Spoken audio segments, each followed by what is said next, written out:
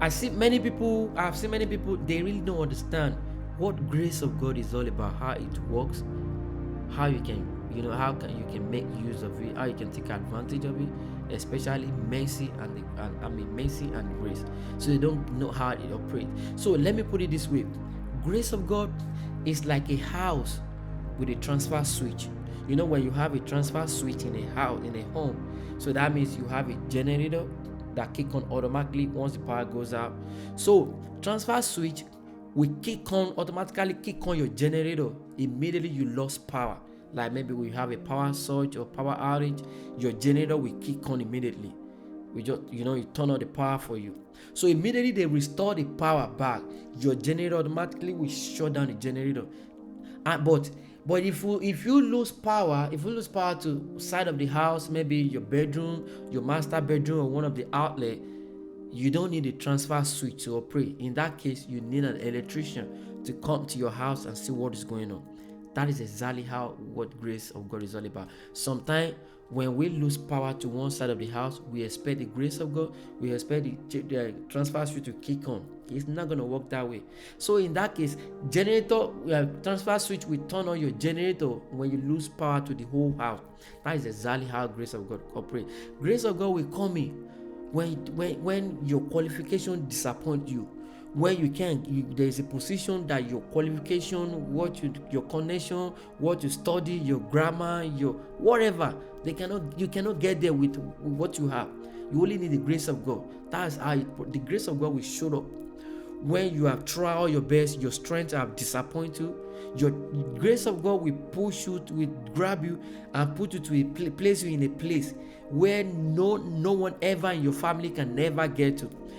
Whatever that, a place where your qualification you cannot acquire with your qualification, you cannot acquire with your connection. Grace of God can create you there. But now when you eventually get there, the grace of God can get you that vision. Now to sustain that place, you are not expecting grace of God to help you to sustain the place. That is exactly where some people are expecting the transfer switch to, when they lose power to one side of the house, they expect the transfer switch to kick on. No, it won't kick on. That's exactly how you pray. When the grace of God, catapult you, grace of God push you in a position.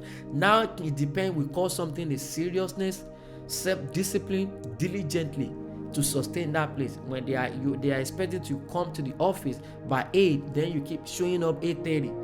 You expect the grace of God to help you out. No, it doesn't work that way. Or maybe grace of God gave you a vision and you have a store, you selling a couple of things, or maybe like foods or African food, that things that you are supposed to have in that store. People keep coming.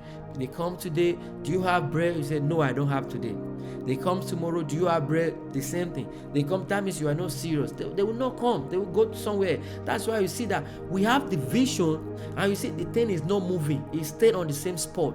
It's because we put everything on grace. We put everything, we want the favor of God to operate. The grace of God will give you that vision, the idea. Now it is your seriousness, your smartness to utilize that, to keep that thing running. That is exactly how it works. Then help. The favor, the grace of God, mercy of God. Now the mercy of God, mercy of God will come in when you did something unknowingly. Maybe you did something in the past. Grace of God can come. Mercy of God can come in. But you are purposely doing something.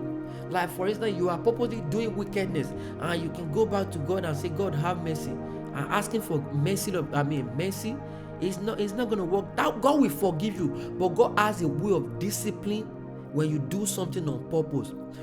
As a child of God, there are some things that you are not supposed to be doing. You're supposed to avoid it, and you're doing it on purpose. You know that you're doing it on purpose, and you can go back to God and have mercy. That they said the church start by 8:30, and you coming in 9 o'clock, 10 o'clock, when they already almost done with half of the service. You're coming in. It doesn't work that way. Remember, God forgave David, but he has a way of disciplining him. God disciplined him. God dealt with David in his own way. God will forgive, but he has a way of discipline. So I don't want us to continue messing it up. There is a way mercy of God operates, and there's a way grace of God operates. If you have any question or you are not clear what I said, you can send me a question. You can DM me, and I pray by God's grace I will respond back to your questions. Thank you so much. God bless you.